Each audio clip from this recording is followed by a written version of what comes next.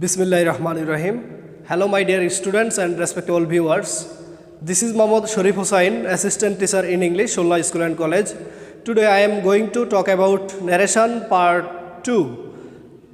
In my last class I have discussed the basic rules and basic things of narration. Today I am going to talk about narration of assertive sentence. So my dear students, look at the whiteboard and listen to me carefully. Assertive sentence মানে হলো বর্ণনামূলক বাক্য বা বিবৃতিমূলক বাক্য। তো যদি তোমাকে বলা হয় assertive sentence কাকে বলে, তখন আনসারটা কি হবে? যেই সেন্টেন্স দ্বারা বর্ণনা বা বিবৃতি বোঝায় বা ঘোষণা ডিক্লেয়ার বোঝায় তাকে assertive বা বিবৃতিমূলক বাক্য বলা হয়।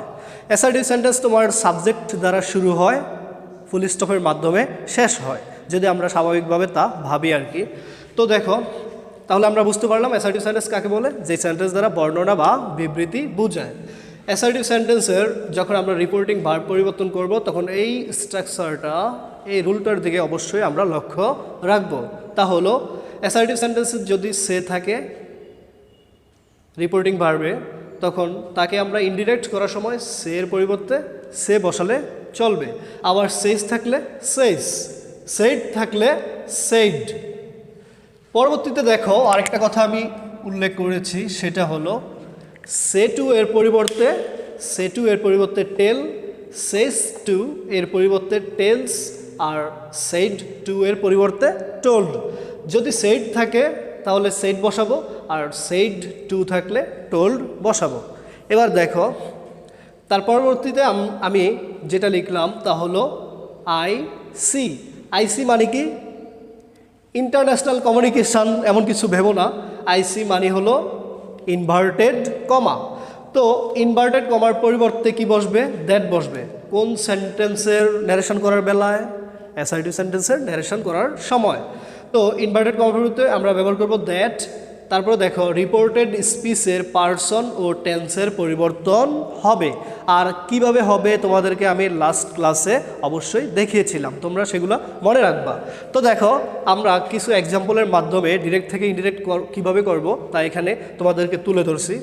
প্রথমে দেখো, মারিয়া সেইড, মারিয়া বলল, আই অ্যাম রিডিং এ বুক, আমি একটি বই পড়তেছি। তো দেখো, সর্বপ্রথম আমাকে কি লিখতে হবে? মারিয়া। সেইডের পরিবর্তে কি বসে অ্যাসার্টিভ সেন্টেন্সে? রিপোর্টেড স্পিচটি কোন সেন্টেন্সে আছে? Assertive sentence. সেইডের পরিবর্তে আমরা এখানে কি বসাবো? সেইডের পরিবর্তে সেইড বসাবো। তো দেখো, আমরা সেইডের পরিবর্তে সেইড বসালাম। তো রিপোর্টিং ভার্বের পরিবর্তন শেষ হলো। তারপর আমরা কিসের পরিবর্তন করব? Inverted comma. ইনভার্টেড কমার পরিবর্তে এখানে কি বসবে? দ্যাট ব্যবহৃত হবে। তারপরে দেখো, রিপোর্টেড স্পিচের পার্সন ও টেন্সের পরিবর্তন করতে হবে। তো পার্সন দেখো, রিপোর্টেড স্পিচে প্রথমে আমরা লক্ষ্য করছি এখানে একটি পার্সন রয়েছে, আই। কোন পার্সন? First person. আমি তোমাদেরকে লাস্ট ক্লাসে বলেছিলাম আমি জাতীয় যে কোনো কিছু হলো ফার্স্ট পার্সন, সেই সূত্রে আই হলো ফার্স্ট পার্সন। তো ফার্স্ট পার্সন তোমরা জানো পরিবর্তন হয় রিপোর্টিং ভার্বের সাবজেক্টের সাথে, আর রিপোর্টিং ভার্বের সাবজেক্টকে মারিয়া। তো সেজন্য আই হলো ফার্স্ট পার্সন, মারিয়া হলো কোন পার্সন? Third person. আর আমি যে তোমাদেরকে একটি টেবিল দেখিয়েছিলাম, সেখানে ফার্স্ট পার্সন যদি আই থাকে, থার্ড পার্সনে কি হয়? সেটা হি অথবা শি হয়। ফার্স্ট পার্সনে আই, সেকেন্ড পার্সনে ইউ, থার্ড পার্সনে হি অথবা শি, আমি, তুমি, সে। তো এখানে মারিয়ার পরিবর্তে হি বসবে নাকি শি বসবে? অবশ্যই শি বসবে, কেননা মারিয়া এখানে মেয়ে। আচ্ছা, তো যদি এখানে ছেলে বা পুল্লিঙ্গ বুঝাতো তাহলে এখানে হি ব্যবহৃত হতো। এছাড়া দেখো, আমি অন্যভাবেও বলতে পারি, আই অ্যাম রিডিং এ বুক, আমি একটি বই পড়ি। মারিয়া আমাকে বলল আমি একটি বই পড়ি। এখানে আমি পড়ি, আমি কে? মারিয়া, সেজন্য এখানে শি চলে আসবে। আচ্ছা, এবার দেখো, তো আমরা রিপোর্টেড স্পিচের পার্সন ও টেন্সের পরিবর্তন হবে। পার্সনের পরিবর্তন করলাম, যদি পরবর্তীতে আরও পার্সন থাকে সেটারও পরিবর্তন করব। এবার দেখো টেন্সের পরিবর্তন, কেননা সামনে দেখো একটা অক্সিলারি ভার্ব চলে আসছে। আমরা তোমাদেরকে টেন্সের পরিবর্তনের সময় শিখিয়েছিলাম যে অ্যামিজার থাকলে কি হয়ে যায়? ওয়াজার হয়ে যায়। আর শি এর সাথে কি ওয়াজ বসবে নাকি ওয়ার বসবে? অবশ্যই ওয়াজ ব্যবহৃত হবে। তাহলে কি হবে? মারিয়া সেড দ্যাট শি ওয়াজ, তারপর দেখো বাকি যে অংশটুকু রয়েছে তা ব্যবহৃত হবে, রিডিং এ বুক। এবার আসো আমাদের সেকেন্ড এক্সাম্পলের দিকে লক্ষ্য করো।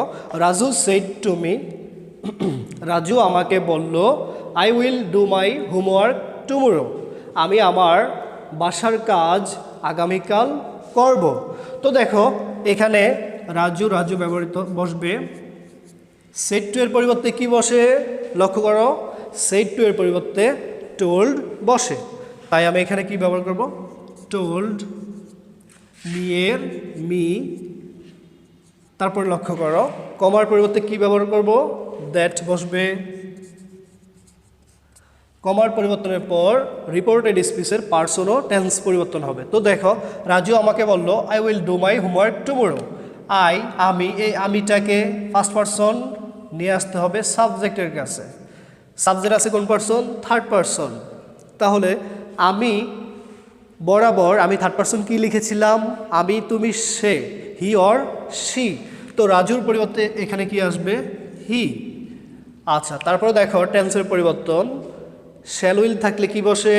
অবশ্যই উড বসে। আচ্ছা, তারপরে দেখো ডু এর ডু হবে কেন না, shall will would can could যাই থাক না কেন, তারপরে মূল ভার্বের বেস ফর্ম বা মেন ভার্বটি ভার্বের প্রেজেন্ট ফর্ম এখানে বসবে, তাই না? আচ্ছা, তারপর দেখো মাই হোমওয়ার্ক, এখানে মাই আমার, মাই কোন person? First person. First person কার সাথে পরিবর্তন হয়? সাবজেক্টের সাথে। রাজু কোন পারসন? Third person. মাই আমার, আমার বরাবর থার্ড পারসন কি হবে? আমার, তোমার, তার। তাহলে এখানে কি হবে? তার ইংরেজি হলো হিজ অথবা হার, আর রাজু যেহেতু ছেলে তাই হিজ হবে, হিজ হোমওয়ার্ক। আর তোমরা জানো যে আমি লিখেছিলাম বেসিক রুলসে যে নৈকট্যসূচক শব্দ থাকলে তাকে দূরত্বসূচক শব্দে পরিণত করতে হয়। তো টুমরো থাকলে কি হয়? দ্য নেক্সট ডে, কি বসবে? The next day. তো আশা করি তোমরা এই সেন্টেন্সটিও বুঝতে সক্ষম হয়েছ। এবার লক্ষ্য করো, আমরা করব আরেকটি এক্সাম্পল আমরা সলভ করব। বলছে যে হি সেজ টু মি, সে আমাকে বলল, you R a good boy, তুমি একজন ভালো ছেলে। তো দেখো হি এর হি হবে, সেজ টু এর পরিবর্তে কি হবে? টেলস, মি এর মি, কমার পরিবর্তে দ্যাট।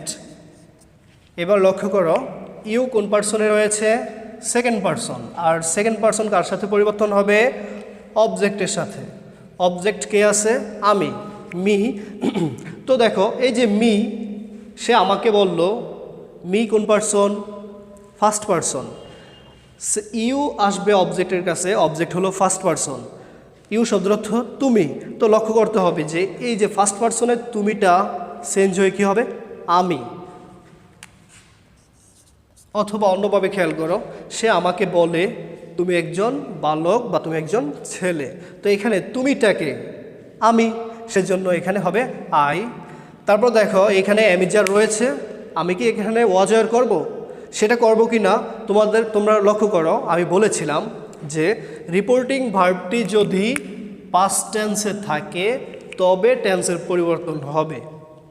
তো এখানে টেন্সের পরিবর্তন হবে না। কেন হবে না?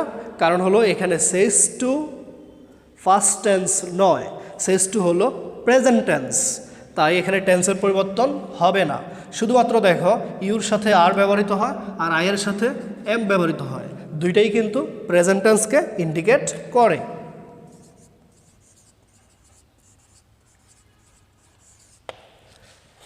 তো মাই ডিয়ার স্টুডেন্টস, আশা করি তোমরা আমার আজকের এই ভিডিওটি বুঝতে সক্ষম হয়েছো কীভাবে অ্যাসার্টিভ সেন্টেন্সে ন্যারেশন করতে হয়। তো পরবর্তী ভিডিওগুলো দেখার জন্য তোমাদের প্রতি আমি অনুরোধ করছি।